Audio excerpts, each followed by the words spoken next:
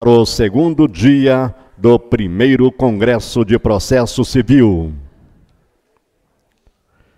Para o painel Assunção de Competência e Incidente de Demandas Repetitivas, convidamos a Defensora Pública Geral do Estado de Minas Gerais, doutora Cristiane Neves Procópio Malar.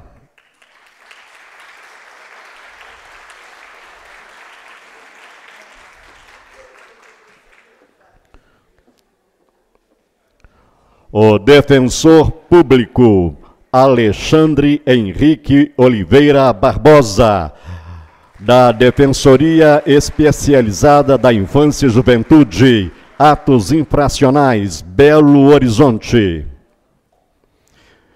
Convidamos o Procurador do Estado do Rio de Janeiro, Marco Antônio dos Santos Rodrigues.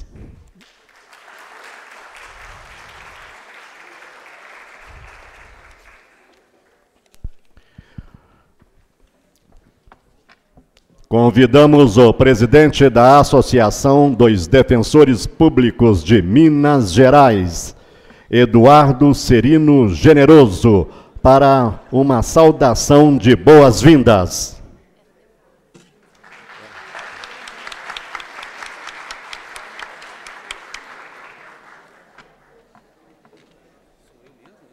Pode ser, doutor.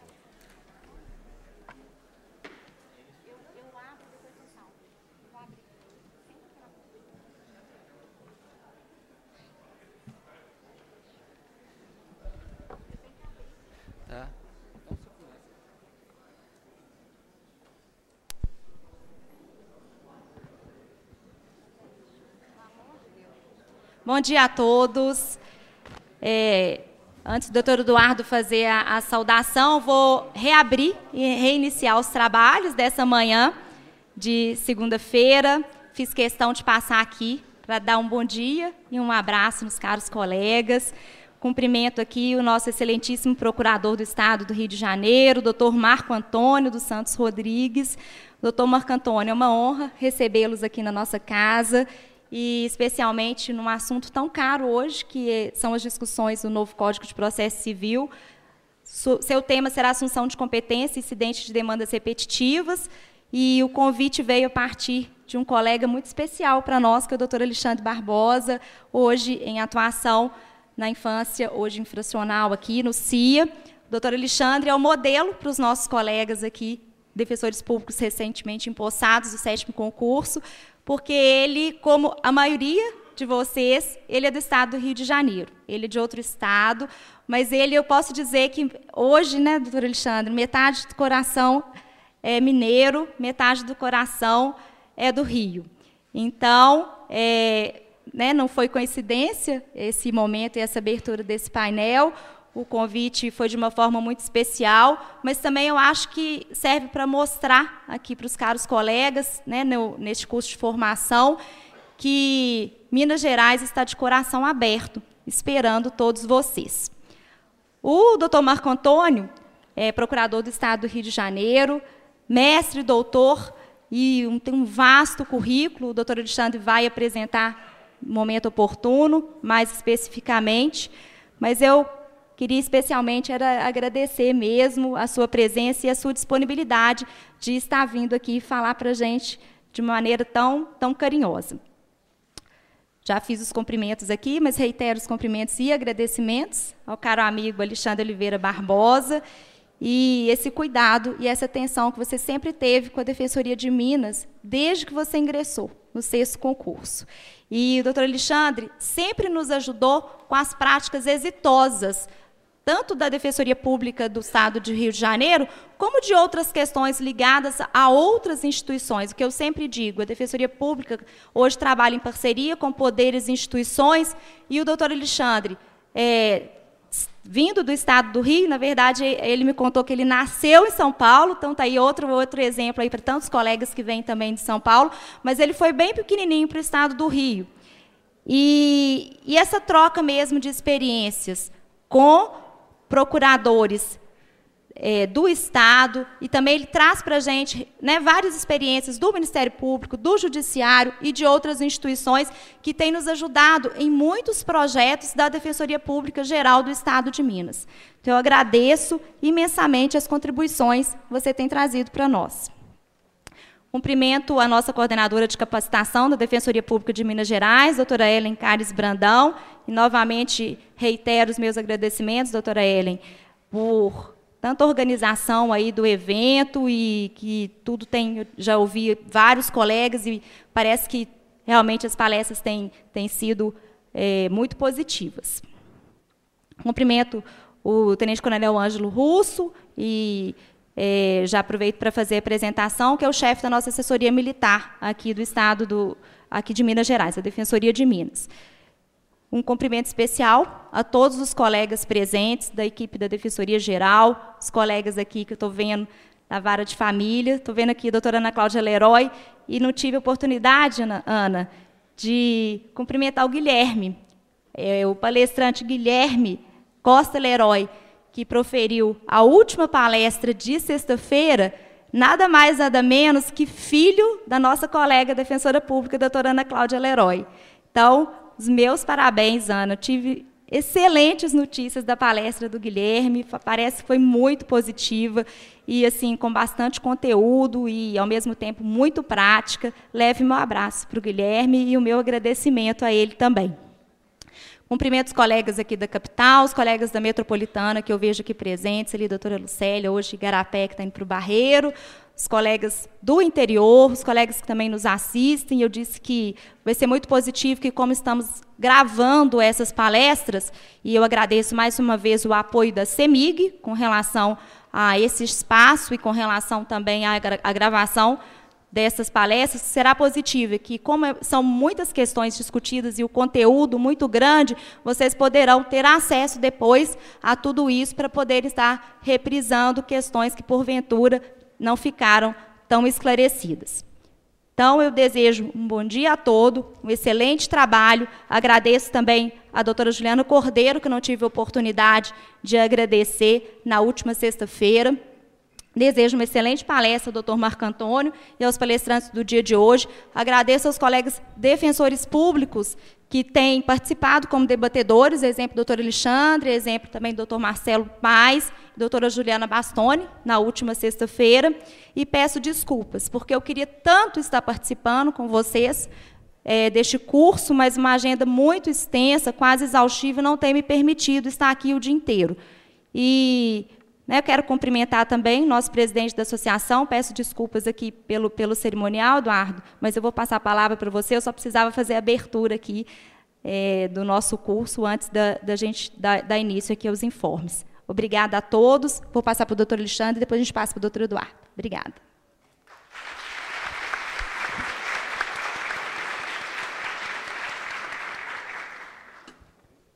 Bom dia a todos os presentes, em especial aos colegas do 7º concurso. Sejam bem-vindos à instituição e a Minas Gerais. Estávamos todos esperando vocês ansiosamente. Espero que vocês gostem tanto de Minas quanto eu gostei. Vou fazer aqui a apresentação do currículo do Dr. Marco Antônio. Dr. Marco Antônio de Santos Rodrigues é procurador do Estado do Rio de Janeiro, professor adjunto de Direito Processual Civil da Faculdade de Direito da Universidade do Estado do Rio de Janeiro, pós-doutorando pela Universidade de Coimbra, mestre em Direito Público e doutor em Direito Processual pela Universidade do Estado do Rio de Janeiro, professor de cursos de pós-graduação em Direito pelo Brasil, membro do Instituto Brasileiro de Direito Processual, do Instituto Ibero-Americano de Direito Processual e da Associação Internacional de Direito Processual, advogado. Antes de passar a palavra aqui para o doutor Eduardo, presidente da nossa associação, agradecer aqui as palavras generosas da doutora Cristiane, nossa defensora pública geral. Não sei se eu mereço todas elas, mas de coração agradeço. E é isso, gente. Pelo adiantado da hora, eu vou passar aqui a palavra para o doutor Eduardo. Sejam todos bem-vindos e boa palestra a todos.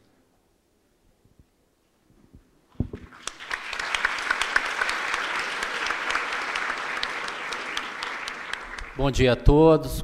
Cumprimento a todos da mesa, na pessoa da doutora Cristiane, colegas defensores públicos. Espero que o final de semana tenha sido profícuo aí para a gente descansar e começar a semana com força, mas eu vim aqui hoje só para dar um aviso direcionado aos novos defensores públicos. Sexta-feira eu estive conversando com o parceiro da ADEP, a Cicobi, e ela colocou uma condição de para quem houver interesse de realizar um empréstimo em 3 vezes sem juros da remuneração, ou seja, adiantaria o salário para ser pago em 3 vezes sem juros.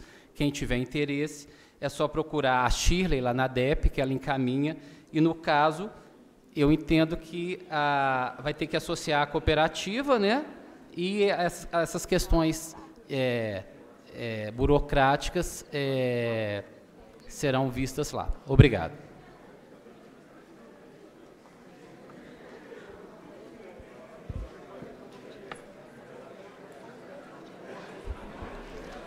Senhoras e senhores, por motivo de compromissos anteriormente agendados, a Defensora Pública Geral do Estado de Minas Gerais, doutora Cristiane Neves Procópio Malar, terá que se ausentar do evento.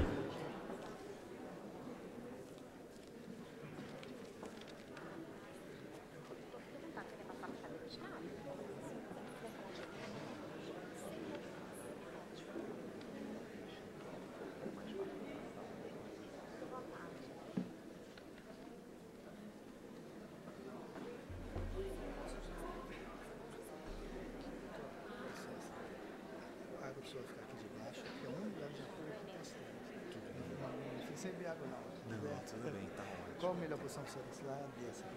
Tanto faz, ótimo. Tá ótimo, obrigado.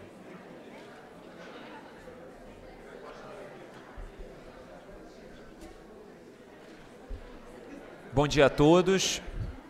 Antes de iniciar propriamente a minha exposição, gostaria de agradecer o convite que me foi feito para estar aqui hoje, que me deixou extremamente honrado, na pessoa da excelentíssima senhora defensora-geral, doutora Cristiane Neves.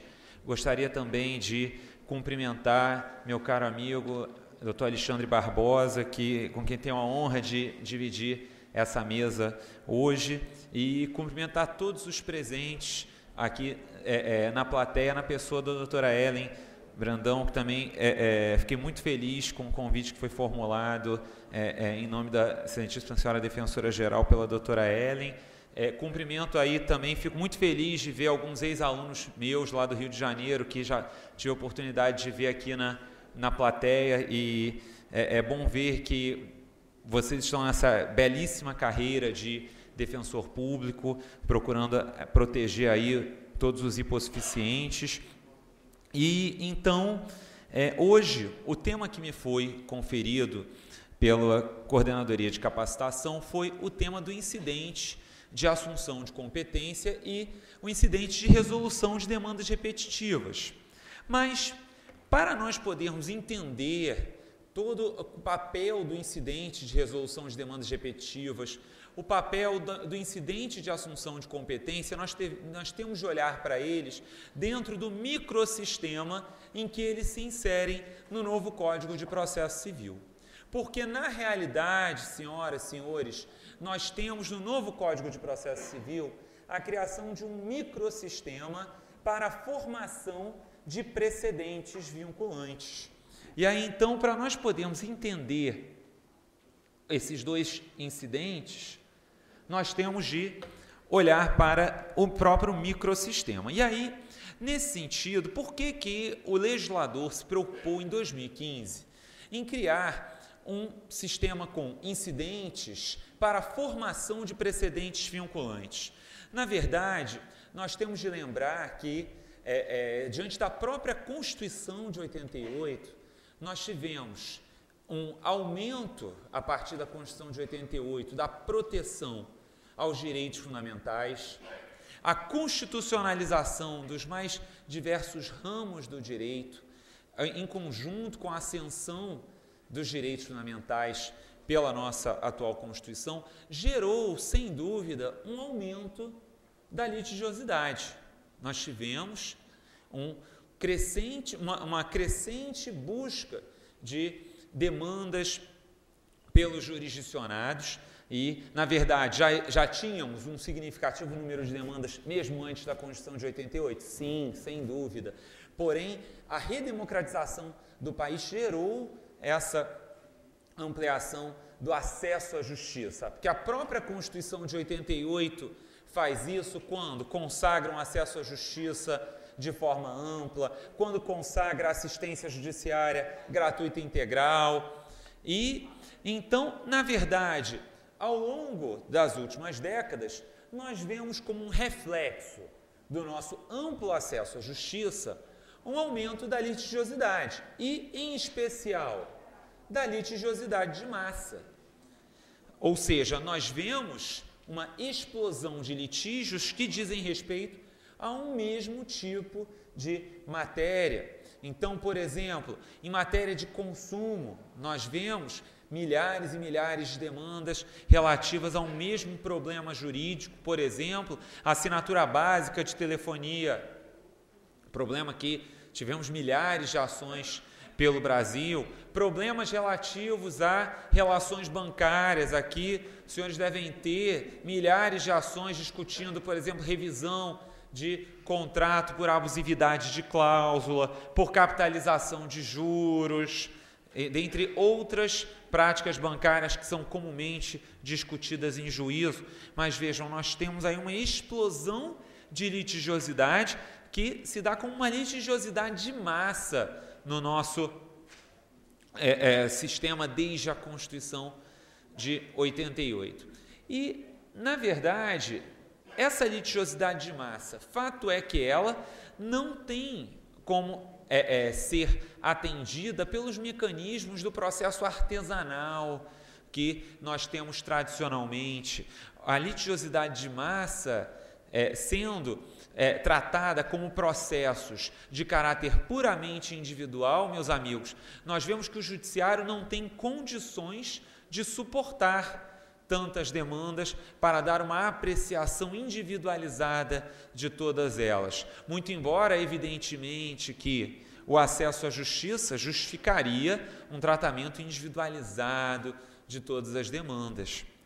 E, fatalmente, então, nós começamos a ver uma série de mecanismos que procuram no nosso sistema, mesmo antes do Código de 2015, nós vemos alguns mecanismos que tentam auxiliar na litigiosidade de massa, como, por exemplo, as ações coletivas, de que a própria Defensoria Pública é legitimada, ativa, dentre outros mecanismos que vão procurar buscar soluções que evitem uma proliferação de demandas sobre a mesma questão de direito. Mas uma das opções que foi feita em 2005 foi a opção pelo sistema dos precedentes judiciais, como forma de atuar de forma mais eficiente na litigiosidade de massa.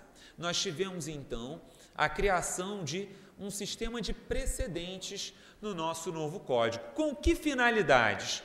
Por que o legislador se preocupa com a criação de um sistema de precedentes? Bom, na verdade, nós temos aqui 3 grandes objetivos quando nós pensamos em um sistema de precedentes. Primeiro objetivo é a estabilidade. A criação de um sistema de precedentes faz com que haja uma previsibilidade no direito quanto à interpretação das normas pelo Poder Judiciário.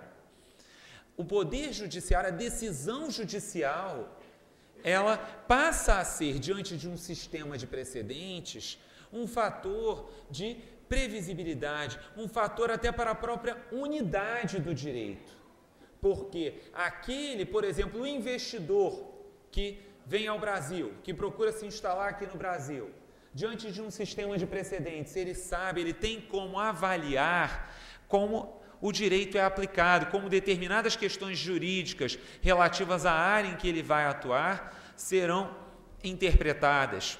O sistema, então, de precedentes traz uma estabilidade, ele gera uma continuidade interpretação do direito. E vejam que essa exigência é uma exigência de estabilidade, uma exigência não só brasileira, mas que vem nos grandes sistemas do mundo ocidental. Eu digo isso aos senhores porque até com o doutor Alexandre me apresentava, eu atualmente faço pós-doutorado em Coimbra, lá em Portugal, e o meu supervisor de pós-doutorado foi membro da comissão que elaborou o Código de Processo Civil Português de 2013. E aí, eu estava lá em julho com ele, e ele me dizia: Marco, aqui foi condição para empréstimo do FMI, quando Portugal esteve em crise, foi uma das condições para a entrega dos recursos que nós fizéssemos um novo código com mais eficiência, com mais estabilidade,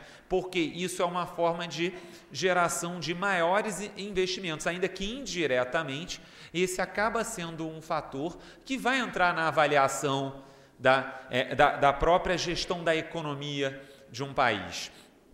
Então, nós vemos que esse é um ponto que gera reflexos, não só dentro do direito, mas também reflexos econômicos. Além disso, um sistema de precedentes, ele vem com uma forma de proteção e de promoção à segurança jurídica, porque quando nós pensamos em um sistema que tem precedentes, na realidade, esses precedentes, ao gerarem uma previsibilidade, eles geram para o jurisdicionado uma confiança na forma como o direito será interpretado, na forma como ele deve agir em suas relações jurídicas, porque os precedentes trazem parâmetros de atuação para os jurisdicionados. Daí porque nós temos, então, os precedentes como uma forma de promoção à segurança jurídica, à proteção da própria confiança nas relações jurídicas. E os precedentes também têm como um terceiro objetivo a promoção da igualdade. Afinal de contas, a aplicação de precedentes para casos que tratem da mesma questão jurídica faz com que se dê um mesmo tratamento jurídico para questões idênticas. Ou seja, nós vamos ter um mesmo tratamento que gera uma igualdade de condições entre os jurisdicionados, porque num sistema em que não haja um respeito a precedentes para mesmos casos, nós vamos ter soluções diferentes. Ora, que os senhores atuam em demandas que podem ser distribuídas para diferentes juízos. Então, os senhores sabem bem do que eu estou falando aqui, porque, a depender do juízo para o qual seja distribuída uma demanda proposta pelos senhores por assistidos, pode ser que um juízo tenha uma solução pela procedência do pedido e outro pela improcedência. E para a mesma questão jurídica. Vejam, isso é uma desigualdade de condições. Isso, além de, claro, gerar uma insegurança jurídica para aqueles que precisam ter suas relações privadas ou mesmo relações de direito público com o Estado. Então, o sistema de precedentes, a criação de um sistema de precedentes vem com esse papel de promover esses três valores fundamentais e que nós podemos remontar à própria Constituição, porque a Constituição prevê, lá no artigo 5º, a igualdade, no artigo 3º, entre os objetivos fundamentais da República, a paz social. Então, isso vem indiretamente da própria Constituição. E os precedentes, na realidade, podem ter, a criação de um sistema de precedentes não significa a criação de um sistema de precedentes vinculantes, porque os precedentes podem ter diferentes funções dentro de um ordenamento jurídico. E aí, aqui hoje, a função dos precedentes que nos interessa é a função vinculante, a função de vincular a apreciação de demandas posteriores. Mas os precedentes, meus amigos, eles podem ter as mais variadas funções. Por exemplo, precedentes podem ter um papel de persuasão, ainda que não sejam vinculantes, como nós vamos até ter de discutir uma previsão que tem gerado muita polêmica no novo Código de Processo na nossa doutrina. E então os precedentes, ainda que não sejam vinculantes, podem ter um papel pelo menos persuasivo para a prolação de outras decisões. Além disso, os precedentes, por exemplo, eles podem ter um papel no âmbito da admissibilidade de ação rescisória. Por exemplo, hoje nós temos uma hipótese que é trazida também no novo Código de cabimento de ação rescisória e que vai ter a sua admissibilidade muito ligada à existência ou não de entendimento sobre o assunto, de precedentes sobre o assunto. Hoje é o caso previsto lá no artigo 485 do Código atual e que vem repetido no artigo 966, ainda que com palavras um pouco diferentes, que é o caso da ação rescisória por ofensa à literal disposição de norma jurídica. Nós sabemos que a súmula 343 do STF impede o uso da ação rescisória por ofensa à literal disposição de norma quando há uma controvérsia na interpretação pelos tribunais da norma supostamente violada pela decisão judicial. Então, esse é até um critério que nós temos que usar quando nós vamos avaliar se vamos propor uma ação rescisória, eu pelo Estado, vocês eventualmente por um assistido aqui da Defensoria. Temos que avaliar se, por exemplo, a interpretação dada na decisão transitada em julgado é uma interpretação controvertida de norma ou não. Então, vejam, os precedentes, eles vão ter um papel também, por exemplo, na avaliação de uma ação rescisória, se é cabível ou não. Porque se eu tenho precedentes em sentido uniforme, isso permite que eu tenha a ação rescisória, mas se porventura eu tenho precedentes divergentes, eu não posso utilizar a rescisória pela incidência da súmula 343. Então, na verdade, existem diferentes funções para os precedentes, mas hoje, a que nos interessa é a função vinculante dos precedentes, até porque as demais funções dos precedentes, na realidade, elas não são uma novidade para nós. Hoje, no CPC de 73, nós já encontramos diversas funções para os precedentes, como essas outras que eu lhes narrava. E aí, então, diante do Código de 2015, será que nós podemos dizer que o Brasil está caminhando para a tradição jurídica da Common Law?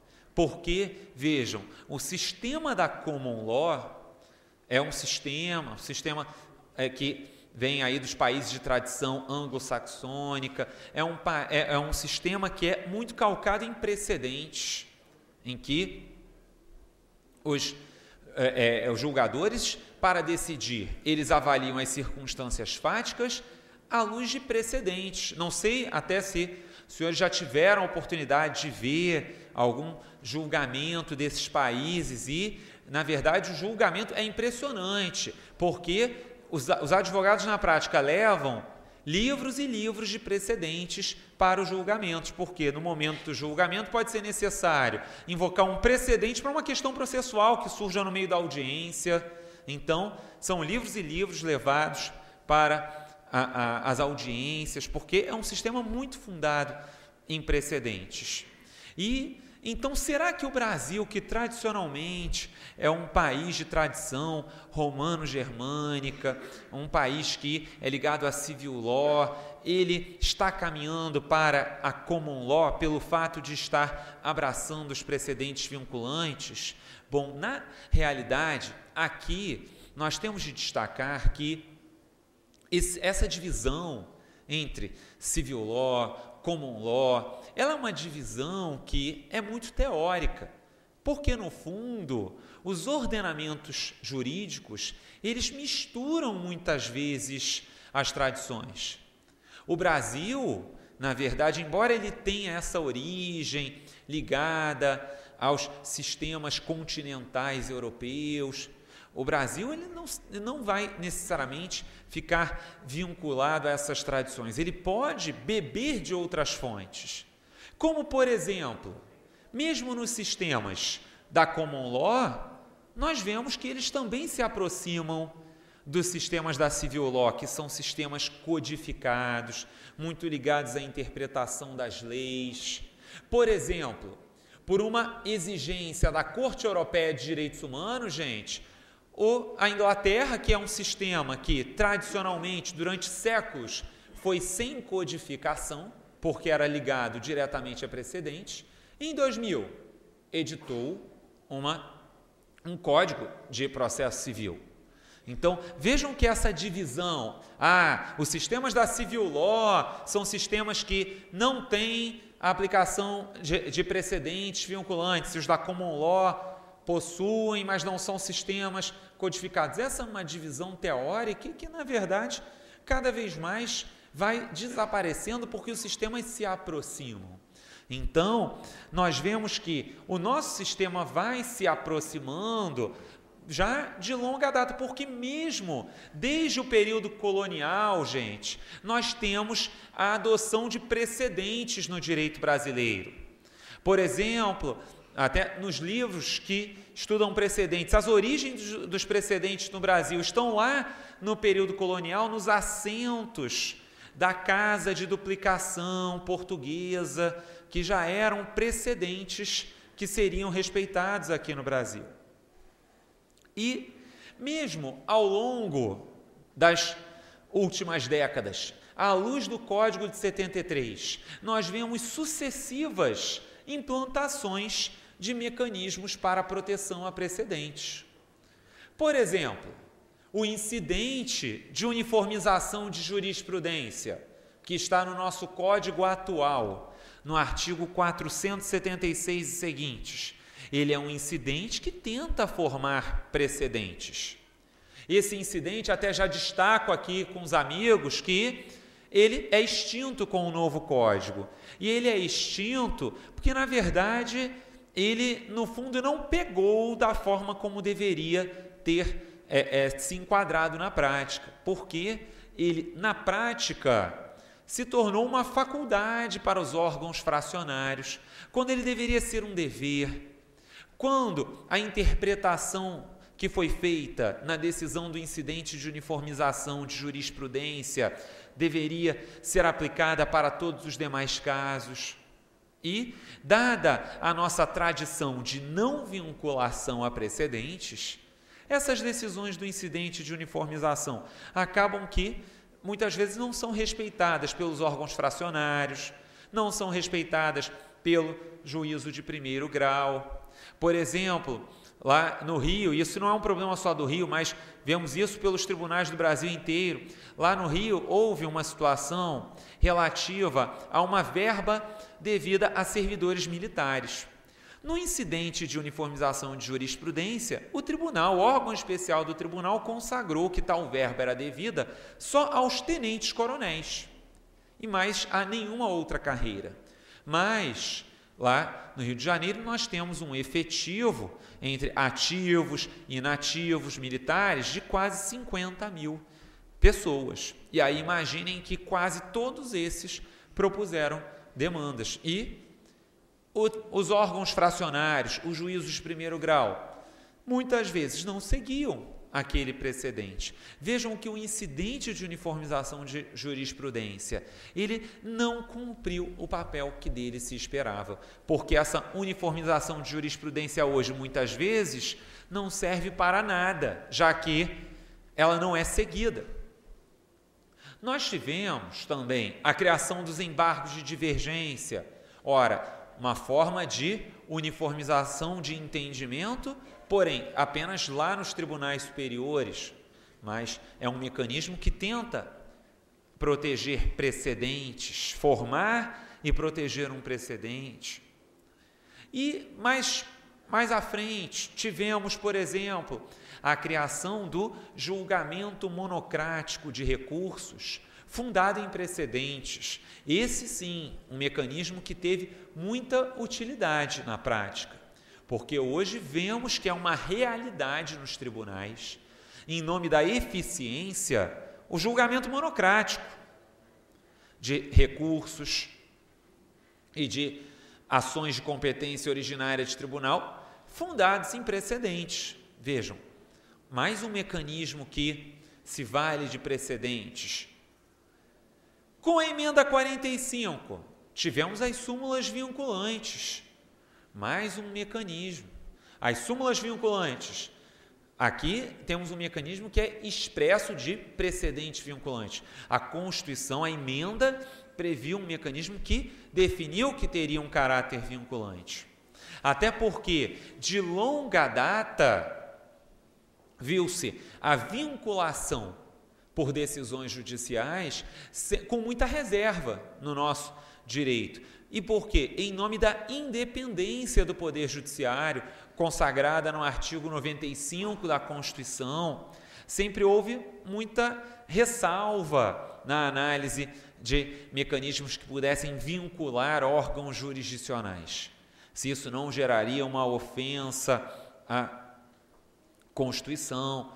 E nós tivemos aí também outros mecanismos, como, por exemplo, o caso dos recursos excepcionais repetitivos, os recursos especiais e extraordinários repetitivos, que tivemos a mecânica de julgamento por amostragem criada nas reformas de 2006 e 2008, mecanismo que permitiu uma melhora sensível na gestão processual pelos tribunais superiores, até porque hoje nós vemos que com esses mecanismos dos julgamentos de recursos repetitivos, houve uma aceleração de julgamentos pelos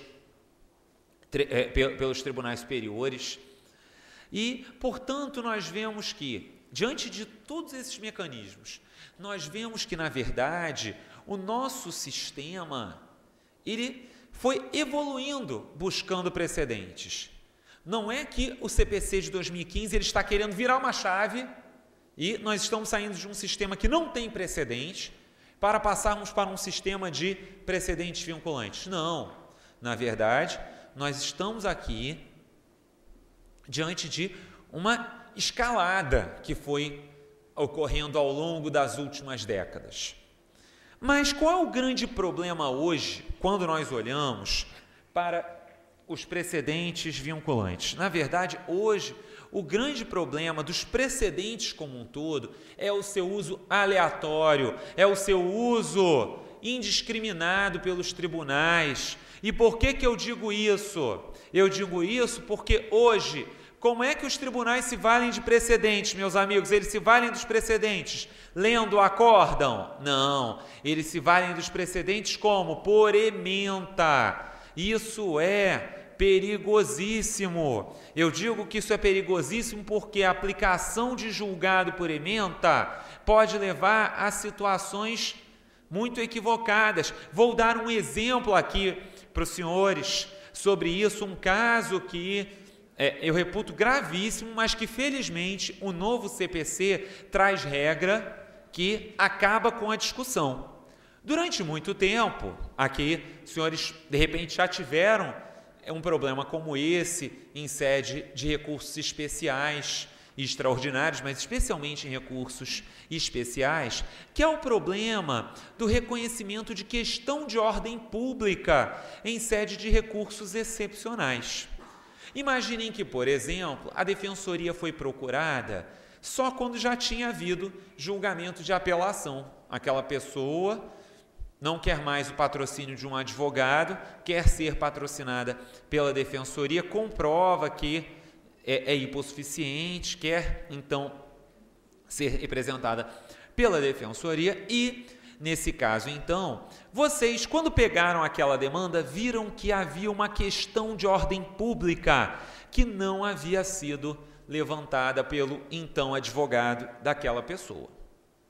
Nesse caso, tradicionalmente, pela súmula 456 do STF, é possível que, se o recurso de vocês for admitido, a questão de ordem pública seja enfrentada. Por quê, gente? Porque a súmula 456, dispõe que o STF, conhecendo do recurso extraordinário, julgará a causa aplicando o direito à espécie.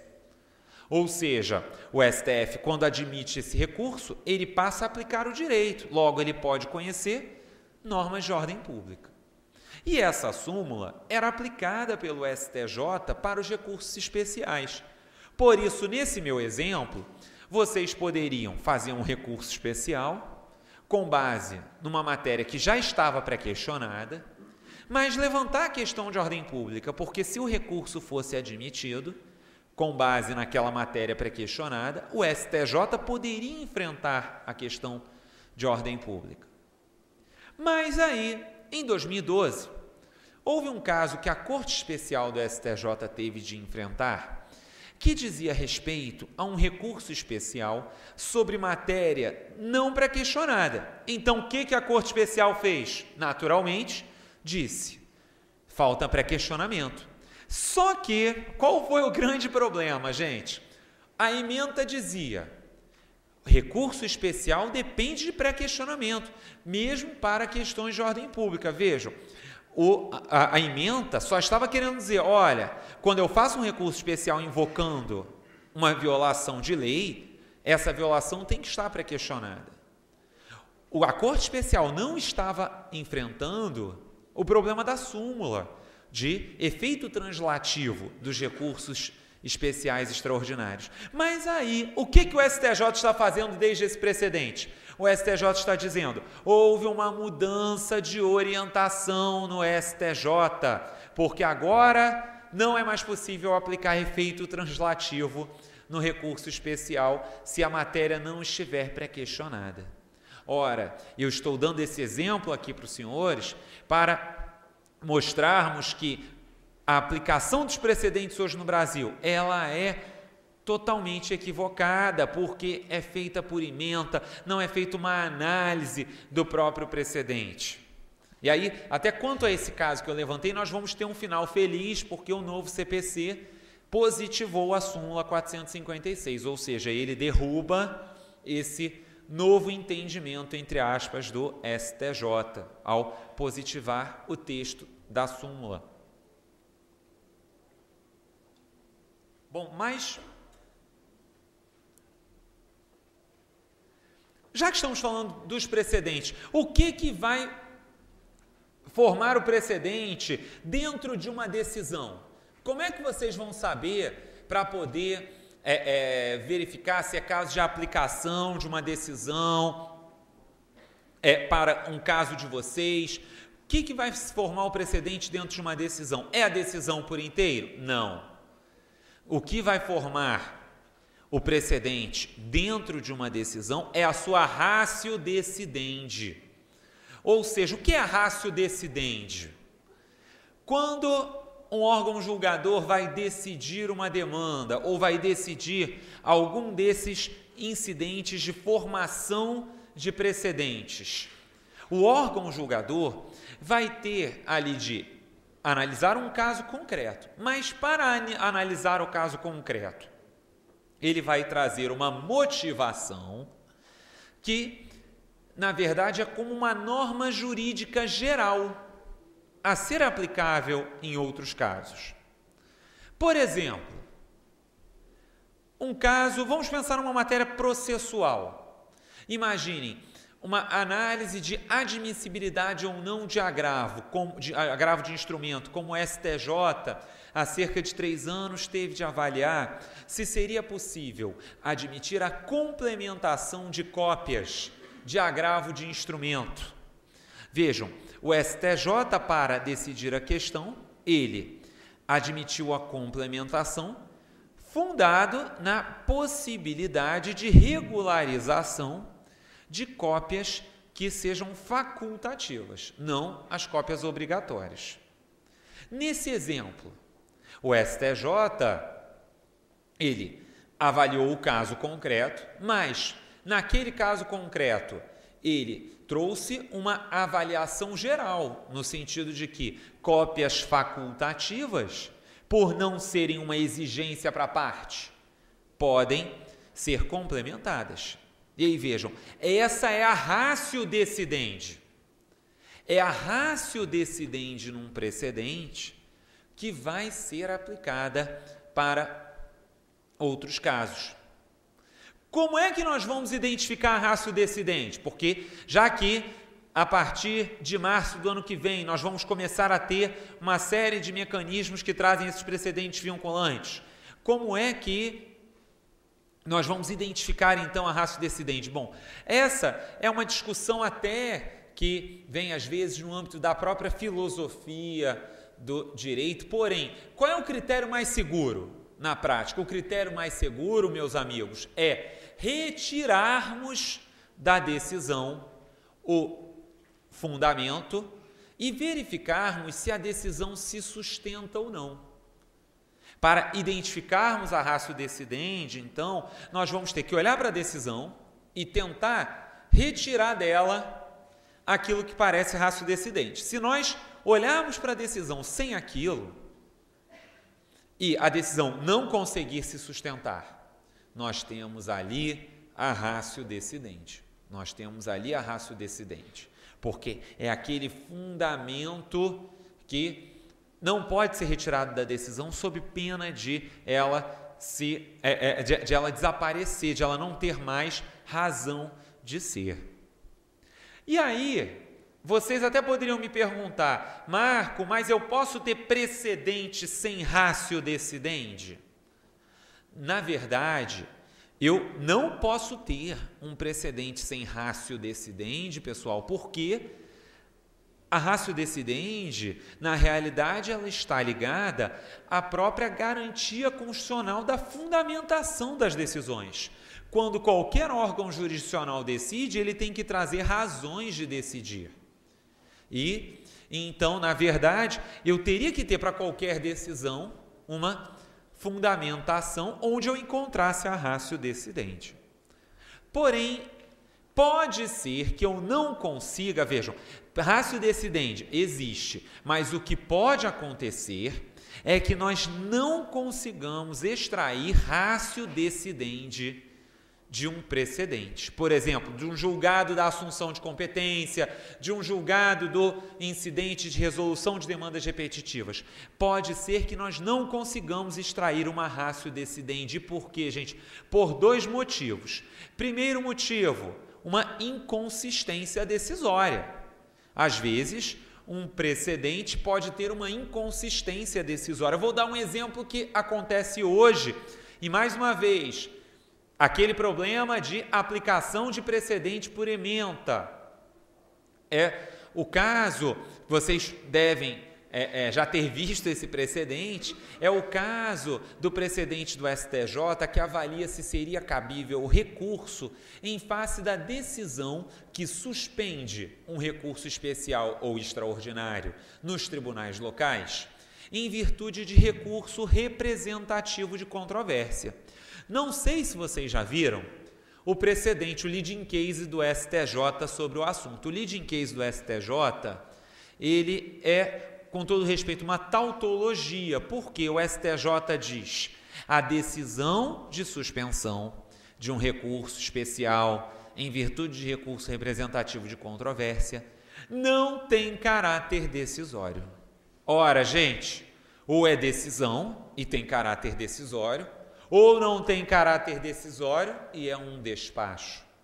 E aí o que é mais grave?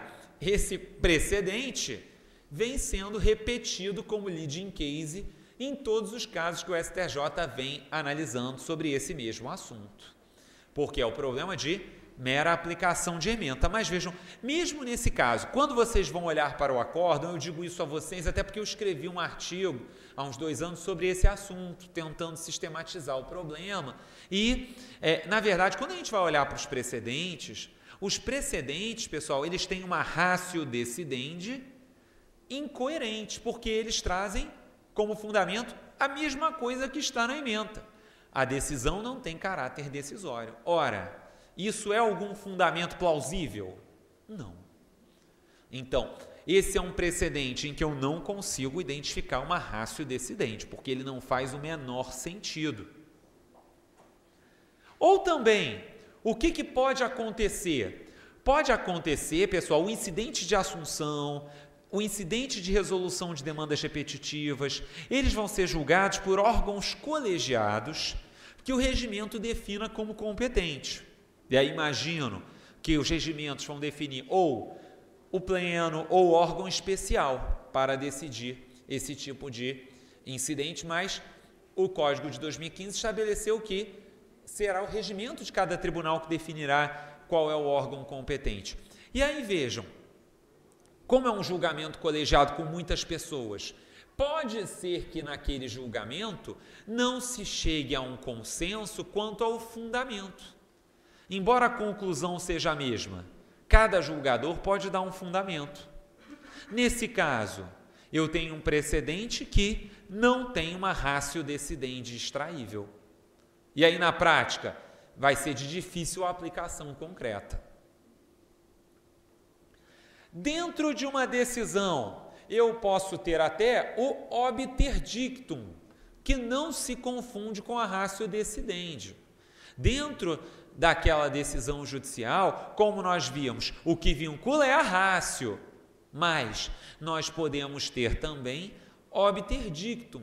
O que é o obter dictum, pessoal? É aquela parcela da decisão que não tem qualquer relevância para a solução final. É a parcela da decisão que não terá qualquer relevância para a decisão final. Porque, por exemplo, imaginem, para decidir um caso de responsabilidade civil contratual, o Tribunal de Justiça aqui, lá no incidente de assunção ou no incidente de resolução de demandas repetitivas, ele diz lá, inclusive, se fosse caso de responsabilidade civil extracontratual, a solução seria a mesma.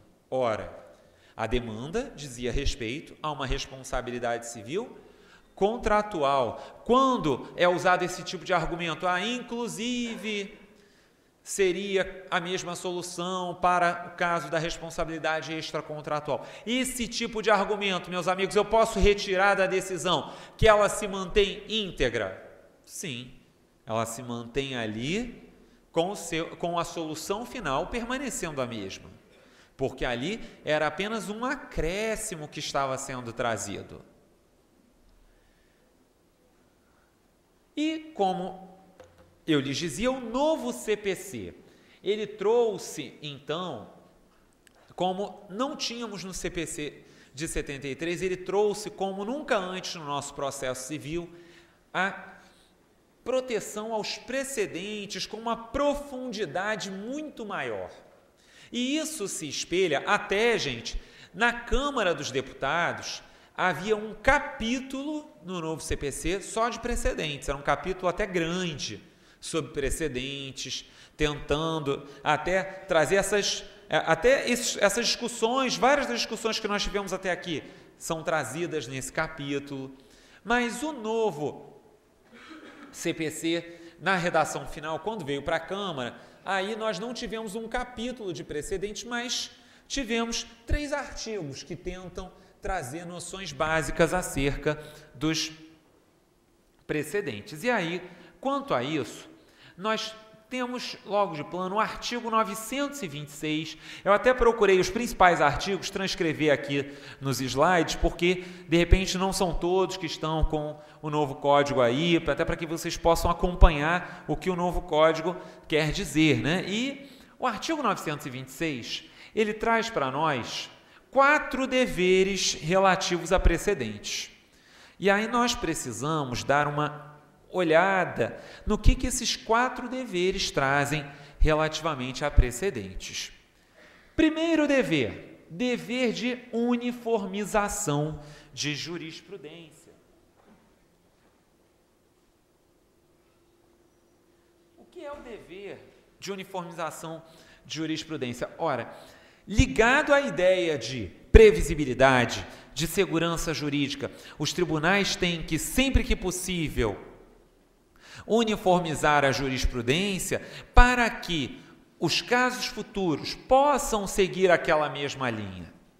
E aí, o parágrafo 1º do artigo 926, ele concretiza esse dever de uniformização, porque vejam lá, ele prevê que na forma do regimento interno, os tribunais editarão enunciados de súmula correspondentes à sua jurisprudência dominante. Então, pela redação desse dispositivo, nós vemos que, considerando o dever de uniformização, porque vejam o caput, devem uniformizar. Considerando esse dever, surge um dever como consequência no parágrafo 1º, dever de edição de enunciados de súmula. Então, sempre que possível, obrigado, nós vamos ter os tribunais procurando editar súmulas. Obviamente, né, pessoal, editar quando há algum tipo de maturidade já decisória quanto àquele assunto que esteja em jogo. E pelo parágrafo 2º, como limite a esse dever de uniformização, qual é o limite que é colocado? A edição desses enunciados deve-se ater às circunstâncias fáticas dos precedentes. Porque, na verdade, uma súmula, quando nós tivermos a edição de um enunciado de súmula, tem que haver muito cuidado para que aquele enunciado de súmula não seja tão genérico que acabe abraçando casos que não são correlatos àquele caso originalmente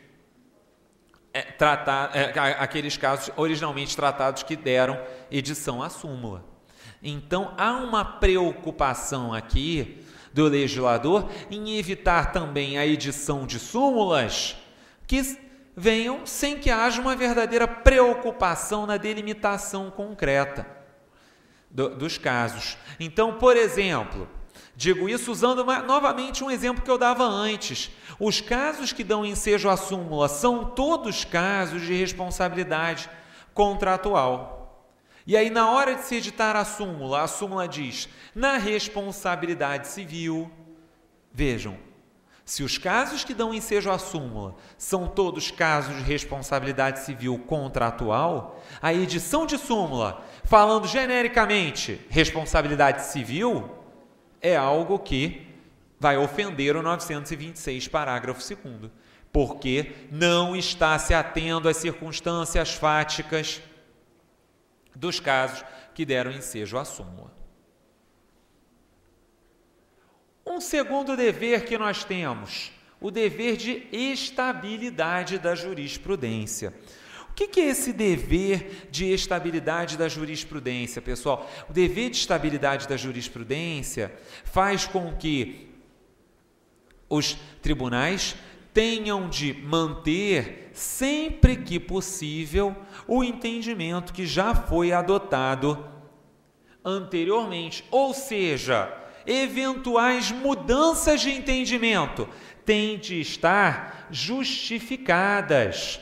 E aí eu venho para o 927 com vocês, porque lá no artigo 927, parágrafo 2º, vejam lá, a alteração de tese jurídica adotada em enunciado de súmula ou em julgamento de casos repetitivos poderá ser precedida de audiências públicas e da participação de pessoas, órgãos ou entidades que possam contribuir para a rediscussão da tese.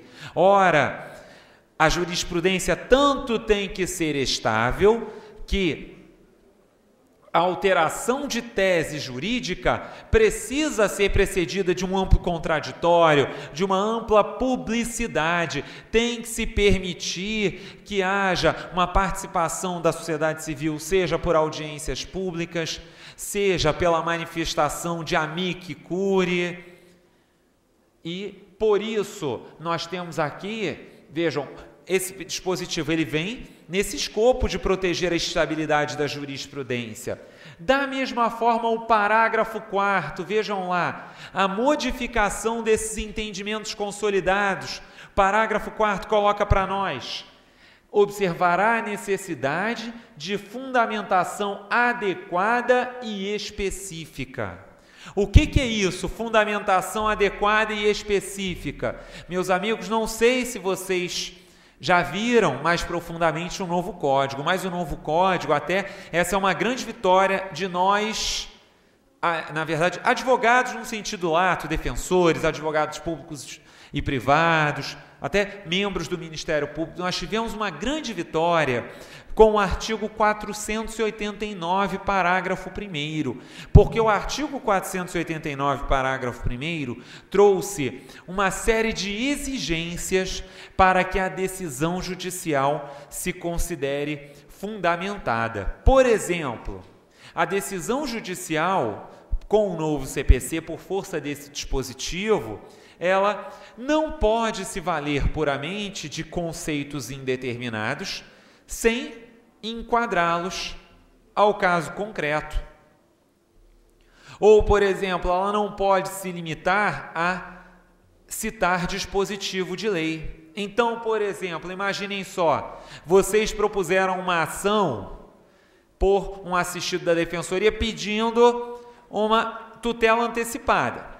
E a tutela antecipada, gente, ela foi indeferida, mas o juiz disse, indefiro porque ausentes os pressupostos legais. Ora, que todos já devem ter visto dezenas ou centenas de decisões nesses termos.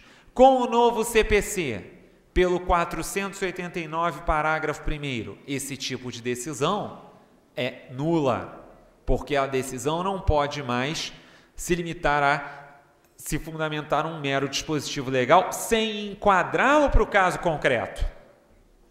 E aí, por que eu digo isso?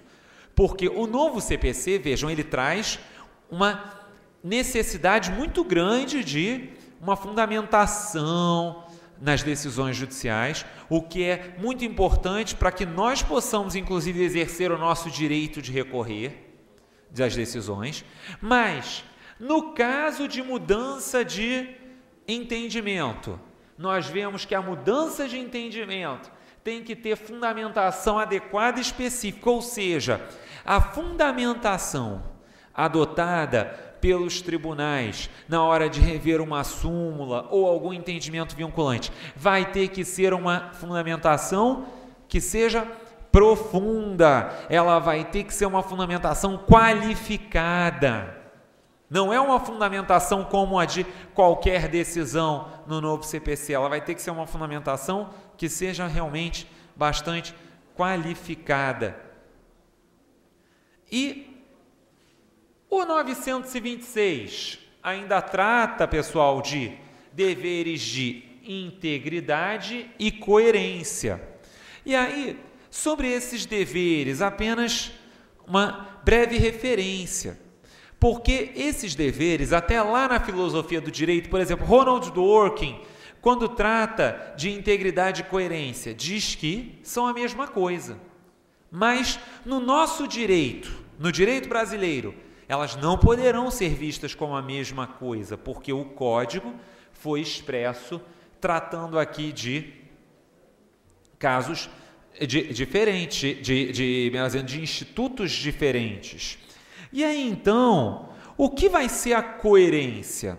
A coerência que o Código traz como um dever é uma necessidade tanto de que a decisão tenha ela não tenha uma contradição interna. Vejam que a coerência é uma exigência até de não contradição interna, bem como ela vai ser uma exigência de coerência com precedentes anteriores. Vejam, a coerência, então, é tanto da decisão consigo mesma, como da decisão com os precedentes anteriores. Ou seja, o tribunal, se ele vai superar um precedente, ele vai ter que dialogar com aquele precedente anterior.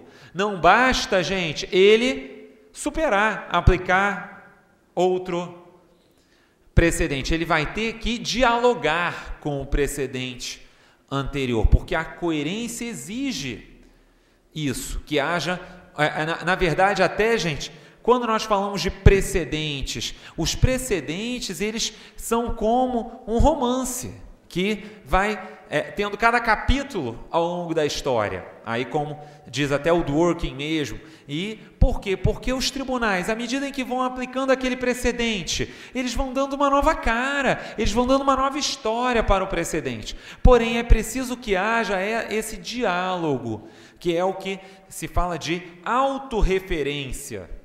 Isso é uma exigência de autorreferência, por assim dizer, que os tribunais tenham esse contato com as suas decisões anteriores. E aí, além disso, temos também como um outro dever a integridade, que é o último desses deveres que o Código traz no 926. O que é a integridade? É uma exigência de unidade na interpretação do direito. A integridade, vejam, ela é uma exigência de unidade na interpretação. O direito é um sistema que se entrelaça. E aí, por exemplo, imaginem um caso de decisão que não tem integridade. Por exemplo, aqui, vocês certamente atuam em muitos casos que discutem direitos decorrentes de união homossexual, homoafetiva. E aí, imaginem que, por exemplo, um tribunal, para fins sucessórios, o Tribunal de Justiça aqui de Minas entendeu que a união homoafetiva ela tinha validade para fins sucessórios, mas para fins previdenciários entendeu-se que não. Mas para fins previdenciários entendeu-se que não haveria não haveria ali um papel, uma validade daquela união. Vejam, e essa é uma decisão que não cumpre com o dever de integridade, porque se o tribunal tem como um precedente vinculante aquela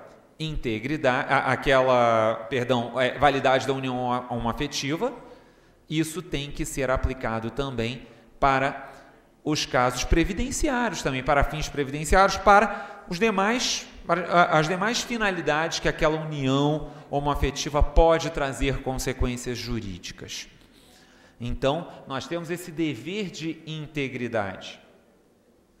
Bom, e o artigo 927 traz para nós um dever de observância a diversos precedentes.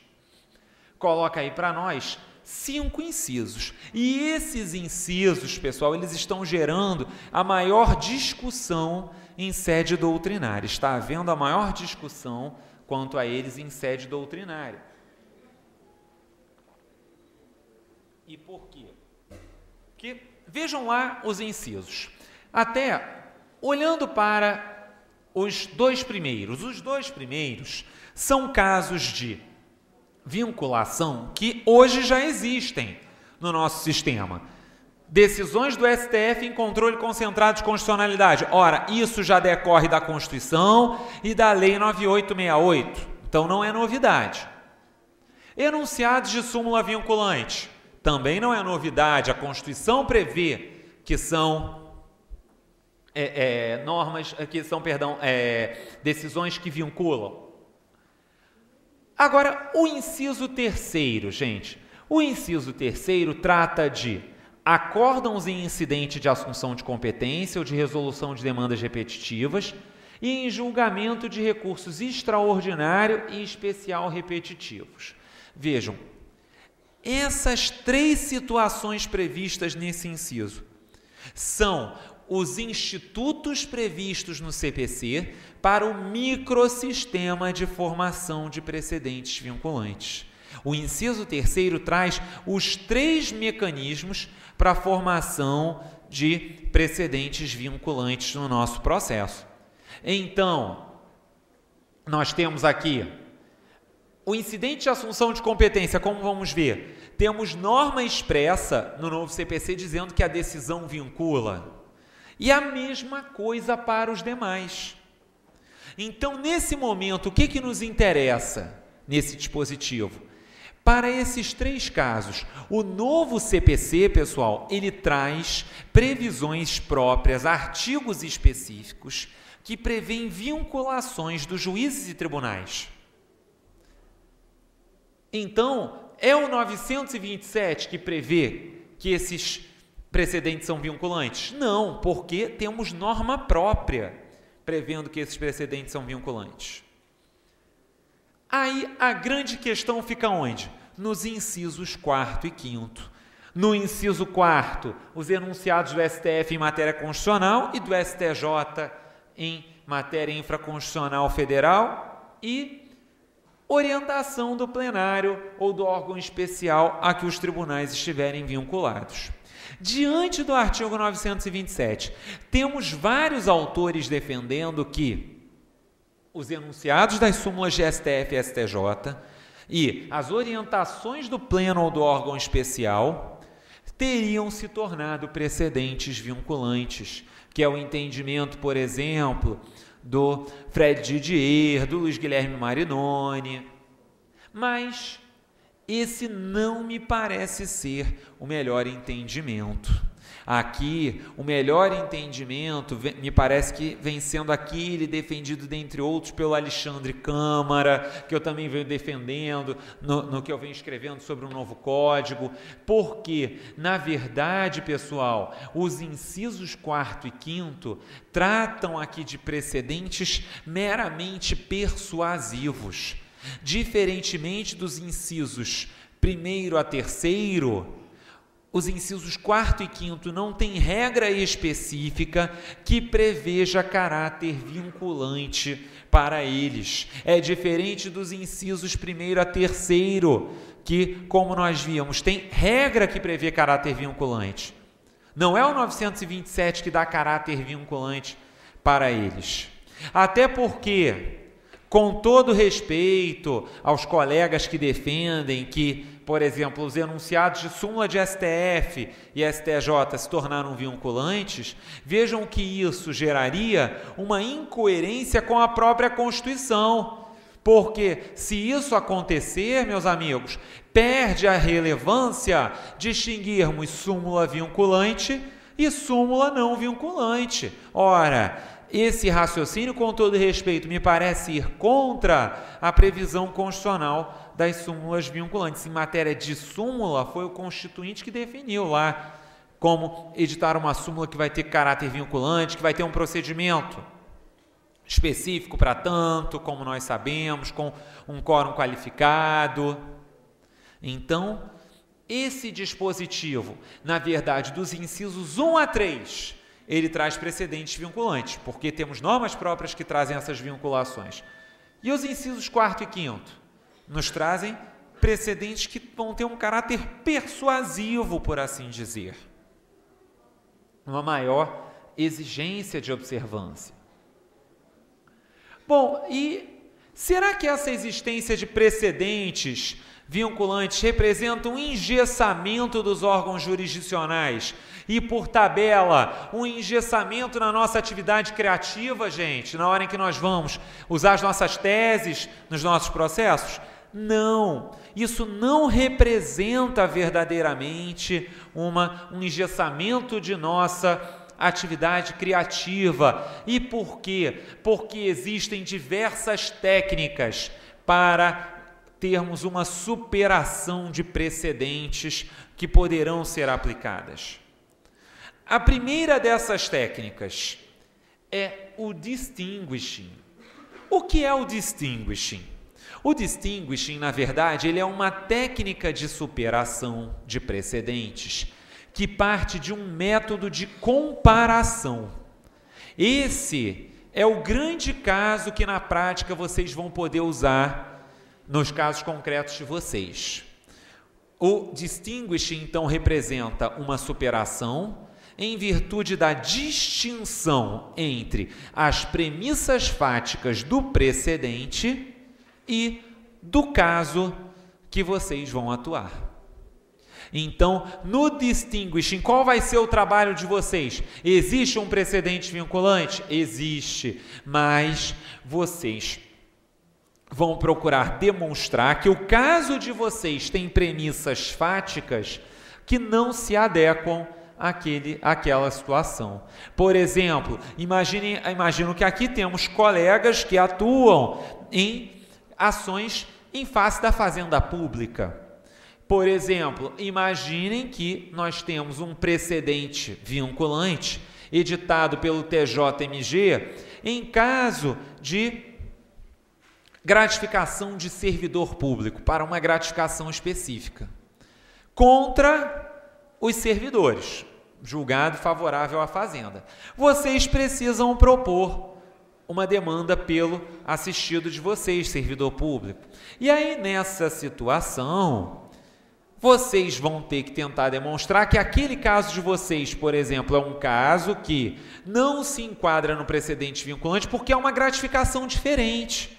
Porque o precedente vinculante diz respeito a uma gratificação X e a gratificação que o assistido de vocês pleiteia é distinta, porque, por exemplo, essa já tem uma natureza remuneratória, ao passo que a que foi decidida no precedente vinculante tem natureza indenizatória.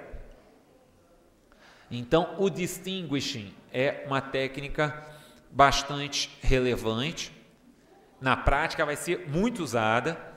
Segunda técnica de superação de poderes, gente, é o overruling. O que é o overruling? É quando o precedente é superado em virtude de uma alteração social, em virtude de uma mutação na própria sociedade. A sociedade já não comporta mais o entendimento decorrente daquele precedente.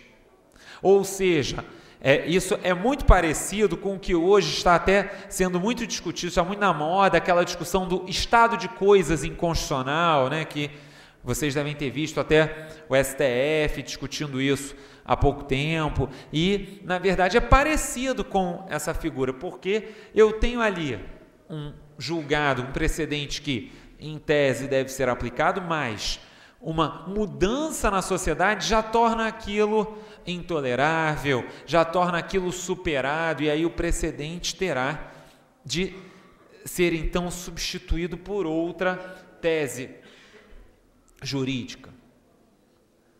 Overriding, por sua vez. O overriding, pessoal, ele é uma superação de precedente pelo advento de norma que o limite ou o revogue. Então, no caso do overriding, qual é a diferença para o overruling? No overruling nós vimos que é uma circunstância social que está em jogo, que leva à superação do precedente. No overriding é uma questão de direito, é a lei que mudou. Por exemplo, com o novo CPC, gente, uma série de regras, de precedentes vão ser superados por regras do novo Código. Exemplo, súmula 418 do STJ. A súmula 418 é aquela súmula que prevê que, se interpusermos recurso na pendência de embargos de declaração, teremos de ratificar o recurso após o julgamento dos embargos, após a intimação da decisão dos embargos. Essa súmula, em virtude do artigo 1024 do novo CPC, ela cai, porque o artigo 1024 ele deu um tratamento bem diferente para isso. Por exemplo, até a título de curiosidade, porque eu sei que isso impacta muito a vida de vocês, como a minha vida também. A título de curiosidade, gente, o artigo 1024 prevê que, se a decisão for mantida nos embargos, o recurso já vai ser processado normalmente, coisa que a Corte Especial do STJ não admite. Mesmo para a decisão mantida, que eu acho aí é um problema de incoerência tremenda, com todo respeito, mas mesmo que a decisão seja mantida, o STJ entende que tem que haver ratificação de recurso especial. O novo CPC supera isso, ele traz uma nova sistemática, ele vai prever aí que a parte que vai ter que avaliar, se for o caso, se ela tem que complementar razões ou não. Na decisão mantida, não haverá ali necessidade de ratificação, o recurso vai ser processado. Então, vejam, é um caso de overriding. E O julgamento alerta, por sua vez. O que é julgamento alerta? O julgamento alerta, por sua vez, é uma técnica em que, na verdade, nós já não temos ali uma superação propriamente dita, mas no julgamento alerta, na verdade, o tribunal, ele decide mantendo, essa é uma técnica, pessoal, do direito comparado e que a doutrina vem trazendo para a nossa discussão diante desse novo microsistema que temos. O tribunal decide mantendo o entendimento pretérito, porém ele alerta que para casos futuros o entendimento será outro. Então, na verdade, esse julgamento alerta, ele seria como que uma forma de segurança jurídica. Ele existe já em alguns países, e aí por isso ele vem sendo trazido pela nossa doutrina para o nosso sistema, e o tribunal, em nome da segurança jurídica, em nome da proteção da confiança, ele vai manter o entendimento pretérito, mas ele vai estabelecer ali, para casos futuros, aquele entendimento não se sustenta. Signaling. O que é signaling, por sua vez? Signaling é parecido com o julgamento alerta. Signaling na verdade, não é uma superação imediata dos precedentes, mas, na verdade, uma indicação de que eles podem, no futuro, ser superados. Mas uma indicação de que eles podem, no futuro, vir a ser superados. Como assim? Os tribunais, ao julgarem as causas, mantêm o entendimento, mas já vão sinalizando que aquele entendimento está começando a ficar obsoleto. Vejam, no que é diferente do julgamento alerta? É diferente porque no julgamento alerta o tribunal já diz que vai julgar diferente para os casos futuros. No signaling, nós estamos em um passo atrás.